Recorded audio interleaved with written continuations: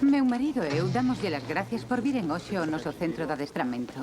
Como poden ver, é moi avanzado e queremos amosar á prensa americana unha pequena parte dos avances que realizou o noso país na tecnoloxía de actuación humana. Non, Iván preparouse dun xeito natural.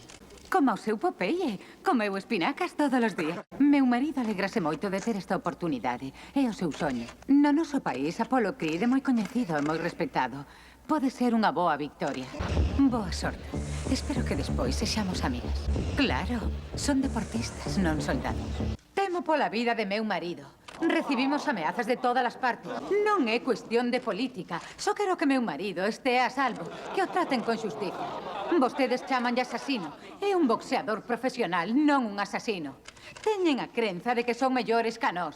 Teñen a crenza de que este país é moi bo e nós moi malos. Teñen a crenza de que vostedes son tan xustos e nós tan cruéis.